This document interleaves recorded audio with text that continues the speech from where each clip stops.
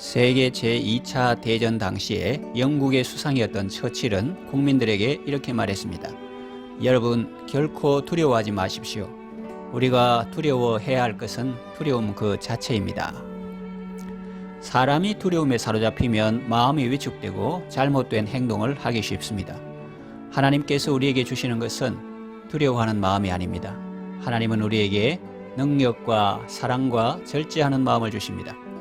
사람은 이 세상을 살아가면서 누구나 크고 작은 두려움에 빠질 수 있습니다. 그런데 본문을 보면 놀라운 사실이 기록되어 있습니다.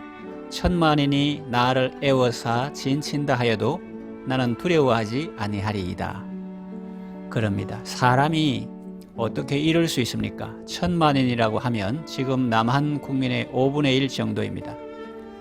그 많은 사람들이 자기를 애워싸 진친다고 해도 다윗은 두려워하지 않을 것이라고 말합니다. 정말 놀라운 일이죠. 보통 사람은 천만인이 뭡니까? 1000명이 둘러싸고 공격한다 해도 두려워서 벌벌 떨 것입니다. 1000명 아니라 10명만 둘러싸고 공격해도 두려워서 벌벌 떨 것입니다. 보통 사람과 다윗이 다른 점은 무엇입니까?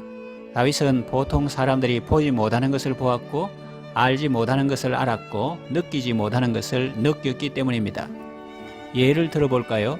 아람 군대가 엘리사 선지자를 잡아 죽이려고 이스라엘로 침투하여 밤을 틈타 엘리사가 머물고 있는 도단성 주변을 겹겹이 에워쌌을 때 엘리사의 사환은 아침에 그 모습을 보고 벌벌 떨었습니다. 그러나 엘리사는 담대했습니다. 엘리사는 하나님께 기도했습니다. 이 사환의 눈을 열어 보게 하소서. 그러자 사환도 눈이 열렸습니다. 수많은 불말과 불병거가 엘리사를 호위하고 있었습니다. 그제야 사환도 안심하게 되었습니다.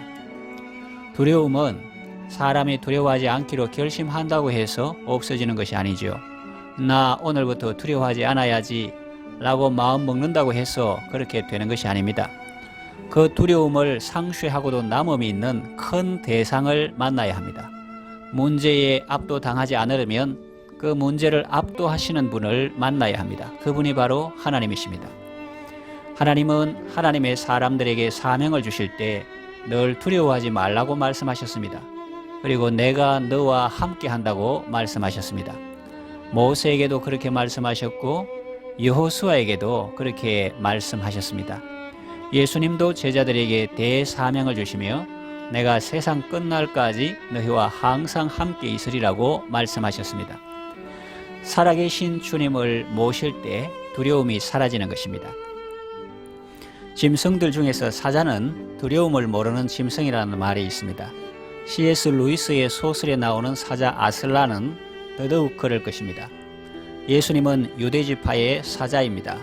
예수님의 참 제자들은 스승인 예수님을 닮았습니다. 그들은 세상 권력자를 두려워하지 않았습니다.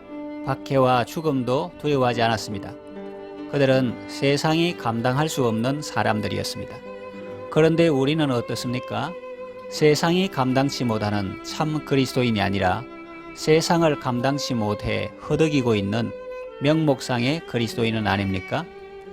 제 말이 과했다면 용서하십시오. 그러나 사실이라면 회개하고 주님을 바라보십시오. 성경을 읽으십시오. 기도에 힘쓰십시오. 하나님을 만나셔야 합니다. 하나님을 보셔야 합니다. 하나님을 아셔야 합니다. 다윗은 하나님을 알았기 때문에 두려워하지 않을 수 있었습니다. 그가 만난 하나님은 어떤 분입니까? 3절 그의 방패가 되시고 그의 영광이 되시고 그의 머리를 드시는 분이십니다. 그리고 4절 기도에 응답하시는 분입니다. 그리고 5절 위기 상황 속에서도 안전하게 붙들어 주시는 분입니다.